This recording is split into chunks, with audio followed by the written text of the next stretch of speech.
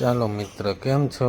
આજે આપણે બાથરૂમની ટાઇલ્સ લગાવવાના છીએ, તો તેના માટે કટિંગ કરીશું. કટિંગ થયા પછી બાથરૂમમાં ટાઇલ્સ લગાવી લઈશું. બાથરૂમની ટાઇલ્સ 2-4ની છે. 2-4નું કટિંગ થાય છે. કટિંગ થયા પછી તેને ટાઇલ્સની અંદર કેમિકલ ઇન્સ્ટોલ કરીશું. કેમિકલ ઇન્સ્ટોલ થયા પછી તેને દિવાલ સાથે આપણે ફિટિંગ કરીશું. તમે જોઈ શકો છો ટાઇલ્સની અંદર કેમિકલ ઇન્સ્ટોલ થઈ રહ્યું છે.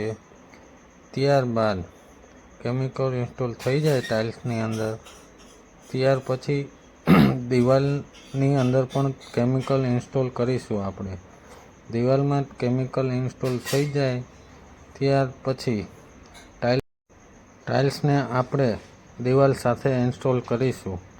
ઇન્સ્ટોલ થયા પછી ટાઇલ્સને પરફેક્ટ રીતે લેવલ કરીશું. લેવલ જોશું. લેવલ જોયા પછી આપણે પટ્ટીથી તેને સીધી કરીશું.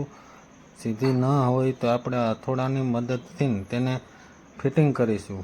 હથોડાની મદદથી ફિટિંગ કરવાથી ટાઇલ્સ સીધી થઈ જશે. તમે જોઈ શકો છો આપણી દિવાલ હાઇલાઇટ છે ને તે હાઇલાઇટ પરફેક્ટ રીતે થઈ ગયેલી છે.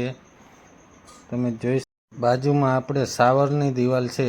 શાવર પેનલની દિવાલ પણ આપણે કમ્પ્લીટ કરી આપી છે. આજના દિવસે આપણે 2 દિવાલ કમ્પ્લીટ થયેલ છે. એક હાઇલાઇટ દિવાલ ને બીજી છે તે શાવર પેનલ દિવાલ. પરફેક્ટ ફિનિશિંગ સાથે કામ કરેલું છે. આવા જ કામ જોવા માટે આપણી ચેનલને ફોલો કરજો.